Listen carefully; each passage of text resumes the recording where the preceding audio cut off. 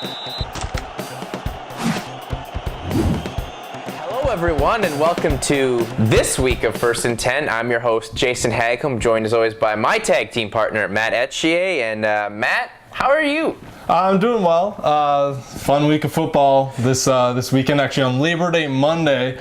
No better way to spend a Labor Day Monday than watching football all day long. Absolutely. The kids were about ready to resume their university careers, and some were about to join. But if this was your first time checking out a Labor Day game for either Guelph or Laurier, you got some great action. It was a great Labor Day Monday for you and I, and for Guelph and Laurier. It's true. Starting out with Guelph, obviously they had the 1 o'clock game. Great crowd there. They even had some people over in the temporary seating that the Tiger Cats brought in. So you know there was a lot of people on hand. But Guelph got out to an early lead there. Of course, their defense, always strong. Fumble recovery and a touchdown by their defensive back Ingram. But Windsor took it back, and they actually went into halftime with the lead, 13-12. Yeah, Windsor actually, first of all, speaking of crowd, shout out to the people of Windsor, because a lot of them made the trip up with the team to go see their Lancers take on the Griffins in Guelph. It was a very entertaining, full-on game. Actually, I was impressed with the speed of the game. Yeah. Both quarterbacks, were in the rhythm that we thought they'd be. Austin Kennedy really showed, the potential that he has, showing off the great arm he has, and even some mobile skills. Windsor did a great job, I felt, defensively as well. They were able to stifle this Guelph offense in the second half of the football game, and basically have to make Guelph, have the drive of their season and it's only week 2, folks. So, and you know what? They exactly did that. Jazz Lindsay got that offense clicking just when it counted. Just exactly when it counted. And as you said, Austin Kennedy played really well. He did throw 1 interception, and that helped to keep Guelph in it, as it ended up being a pick 6, unfortunately. But yeah, Guelph's offense pretty much stopped throughout the game until about a minute left in the game, when Jazz Lindsay took the field, made a couple big plays, and then of course tossed one up there to his brother Saxon to set up a 20-yard field goal. And Mr. Ferrero kicked it through for Guelph to win it 24-23. Yeah, Ferrero, who in week 1, for those of you who don't know, had a terrible time kicking the football. So obviously the time off spent from week 1 to week 2 was paid very dividends, because he was able to, have the veins of ice water in running through him, and he kicked a stellar field goal. Granted, I mean, it was about 17-yard field goal, which doesn't seem much, but when the pressure and with all these expectations for Guelph this year, you can't lose week 2 to, a team like Windsor, who a lot of people, didn't really see that, playing that well against you. But, shout out to Guelph. One thing for them that really helped them, I think, there was last year they played in a lot of close games, and that's exactly what helped them guide them through the close game experience, the veteran-style leadership there, and they were able to get the job done with the 24-23 victory over the Windsor Lancers. That's right. Their experience definitely showed. They were calm, cool, and collected. They believed. They knew that they could come back and win that game, and that means a lot. Just want to give a shout out to Cameron Walker, defensive linebacker. Yeah, defensive linebacker. Sorry, but defensive player of the game, definitely for Guelph. 6.5 tackles and 3 sacks. Yeah, he played great. He definitely played great. You could see that most of the defense was rallying around his performance in there to really hold Windsor just to stay at 23. Because if Windsor was able to go down and kick a field goal or anything like this Guelph victory wouldn't have happened. So shout out to the Guelph defense, and what a great way to start the Labor Day weekend. And then a trip back from Guelph to Waterloo, as the Laurier Golden Hawks open their season at home, their home version of their season, against the Toronto Varsity Blues, both teams who were coming off losses against really strong squads. For Laurier, a loss to Guelph, and then Toronto had a tough loss against Western, which no shame in losing to those two schools. And for Laurier, it kind of was, same song, different day type of thing in that first half. Just, there was potential for the offense, but it wasn't clicking. They'd made some turnovers, and they let Toronto, which had a lot of speedy offense, and their quarterback for Toronto, Jerkovic, was able to hit some key receivers, especially his main man, Paul, to pass for a touchdown, and the other receiving core. And they were really just dictating it, and, whatever was said at half really motivated Laurier, especially come that fourth quarter. Yeah, it seemed to. Laurier went into the half trailing 17-3, and actually with 5 minutes left to go in the third, they were trailing 27-3. They were down by a lot. I mean, we saw it. We were over on the Laurier sideline. They were just down and out of it. We definitely didn't see any kind of spark there. But then Laurier started coming back. They scored a field goal, and then of course quarterback for Laurier, Julian John, scored his first OUA touchdown, and that seemed to spark him, Jason. And not only was it his first OUA touchdown pass, it was Laurier's first touchdown pass since week 4 of last year, which that's really got to be a big motivating thing, realizing that, they can put the points on the board offensively, not have to rely on the defense to get a turnover to put it in the end zone. They know they now can do that. And Julian John was he looked like the prodigy out there in that fourth quarter. I mean, Michael, whatever Coach Falds, and you can tell his experience in that for Julian, Coach Falds, kind of a father-style figure for him, because he's, rallied around whatever points that he's been saying, and they've been making the plays happen. The whole offense just clicked there. And as you said, at the third quarter, after Toronto was able to put their last touchdown on the board, the whole team looked like they're about to come to fights with each other. It was but then you realize it's a team, and teams are like families. Your family will upset you, and you'll have a bit of a tiff with them, but all in all, you love each other, and you rally around that, and that's what made Laurier rally back to have a valiant effort. And speaking of defenses, how about Laurier's front four? Oh, they were incredible, putting pressure on U of T all night. They did well. Forced fumble there for them. They played really well. Just back to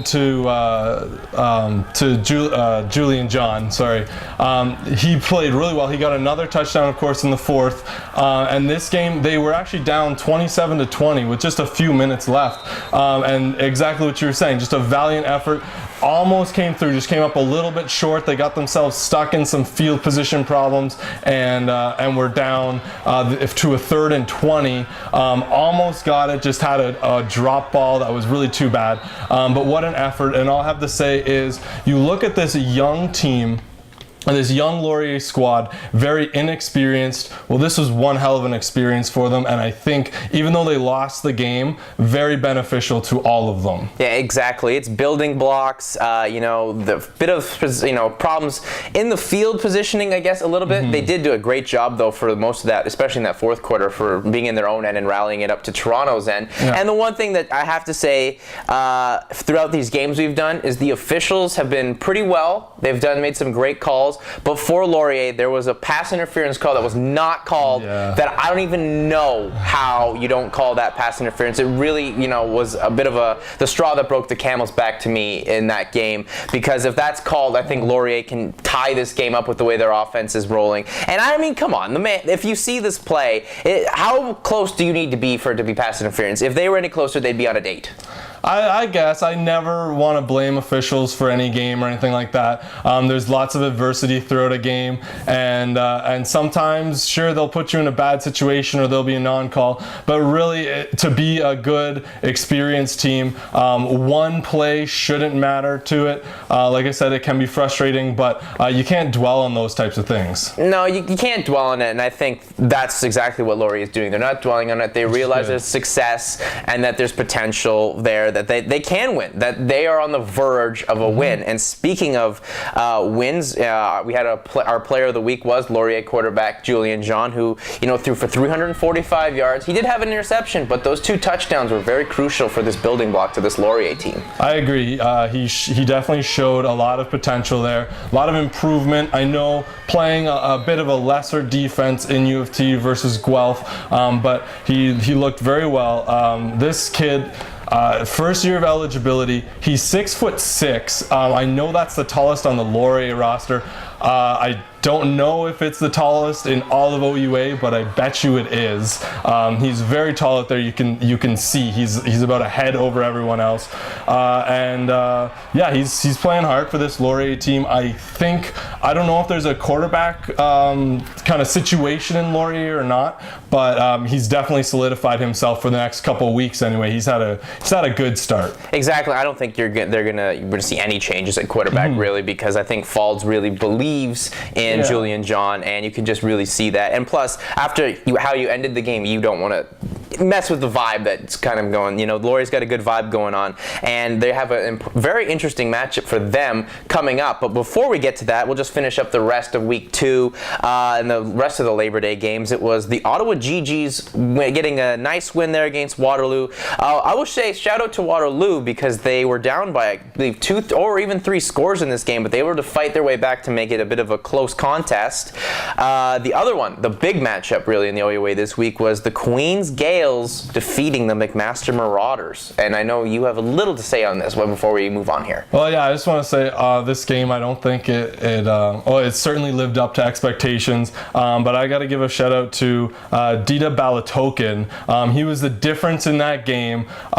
He had 2 interception returns, 4 touchdowns for Queens. Total 169 yards off of those 2 interceptions. He's really the reason Queens wins. If he doesn't play, Queens don't beat McMaster. And it's a huge victory, and really McMaster's first loss since 2011, and really maybe a momentum shifter in the rest of the OUA for ranking position. And lastly, Western hit the jackpot as they were able to just unload points against the Carleton Ravens. Actually, 71-10 was the final score in that one. So shout out to Carleton. You got a touchdown against Western. Woo. So yeah, that was the rest of the week there for week 2, and moving on to week 3, a bit of a shorter week for us in the preview department, because the Griffins, they got a bye, and by the way, what a way to go into your bye with that miraculous victory, so that's a momentum booster for them. Definitely. But for the Golden Hawks, they go make a trip down to Toronto to take on the York Lions, a team who was on a bye last week, have had an extra week to prepare, and that can mean they could be a little bit dangerous taking on these Golden Hawks, Matt. Well, they could be, and they get to, I'm sure they had scouts in the stands against that to watch the Laurier team play on Monday night, and yeah, they had bye week last week. They lost to Queens 48-13 week 1. I mean, week 1s are always iffy, you haven't got everything set yet, but they definitely have to be feeling like they have a chance against this Laurier team. They lost to Laurier last season 24-20, but Laurier had to win it with a last-minute touchdown there. So that was definitely a tight game there. For this, I think Laurier's defense, once again, we've been talking about it the last couple weeks, they have to really step up and kind of be the grounding point for Laurier, really do that. And I think that they can against this York offense. They had 2 turnovers in the game against Ottawa, so I think that Laurier can possibly capitalize on some turnovers this weekend against York. I think so too. I think York's, a real young team. They don't have their star running back Xavier anymore. I really think what happened in that 4th quarter against Toronto for Laurier is such a big boost for them. They're really motivated to go out and win a game. You can just tell that they're sick of losing and that they've almost got that off of them. They just seem like they're, the way they lost, I would not want to be York to have to play Laurier, because Laurier's going to be motivated. They've seen what victory, can feel like as, and positive vibes. Now they actually want to get it. And the other big storyline in this game is Michael Falls, the now coach of the Laurier Golden Hawks, returns to York, where last year he was the offensive coordinator. That's right. And so it's going to be an emotional game for him. He's going to want to get and hope that his players are fired up for this one. No matter what, as a coach or as a competitor, you want to win, but it's games like these where you really want to win, and just kind of solidifies that he made the right choice. Exactly, and I think he'll get the satisfaction of that by the end of this one. I mean, York, they're looking to put more than a rouge on the board from week 1 there. So yeah, that's going to be the big matchup for us this week. And just quickly, we're going to take a look at the league standings here. Guelph, Queens, and and Western all tied for first with victories in week 2. McMaster, Ottawa, Toronto, Windsor all go down to 1-1 with, respective losses and wins. Carleton and York are still 0-1 because both one had a bye and one had their first game. And Laurier and Waterloo are at the bottom of the barrel 0-2. But as we've been saying, we don't think that's going to stick that much longer for the Laurier Golden Hawks, especially going next week. And quickly as well, looking at the power rankings here, Queens, the Gales, a team that maybe I haven't given enough credit. Finally, the credit is due. You gave them some credit this week. The Gales are the #1 team, I would say, here in the OUA, along with Guelph. Western, McMaster dropped, taking a bit of a spill here down to 4. Toronto with that win now in the top 5. And then it's really just Ottawa, Windsor, Laurier, Waterloo, Carleton, and York.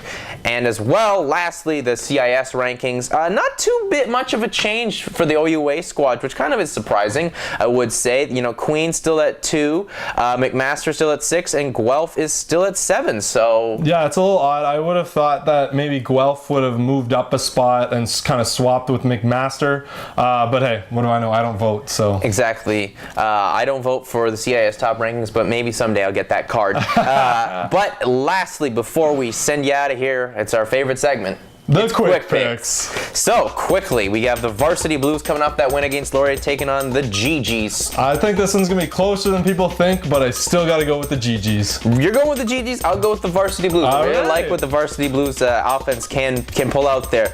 The Waterloo Warriors and the Carleton Ravens in a battle of winless squads. That's right. Someone's always got to go. That's right. Both of them are looking for a win.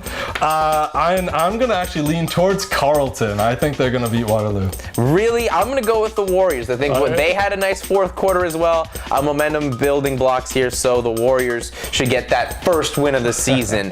And the big one here really is the Western Mustangs taking on the McMaster Marauders, and this one will be available on the tubes of the television. That's right. If you're going to a game, PVR it. If you're not going to a game, watch it, because this one's going to be a great one.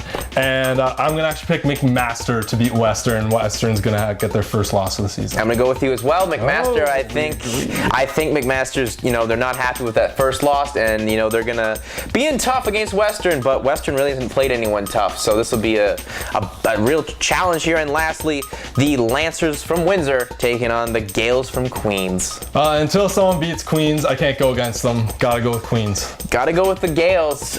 Go Gales go, I guess, as that's the motto here. So, and yeah, that's about the show this week. Remember, if you have any questions or want to ask us anything, you follow us on Twitter at First and 10FB.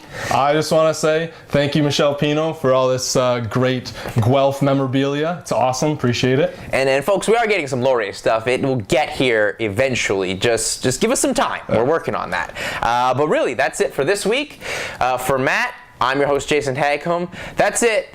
Peace out and enjoy some good football.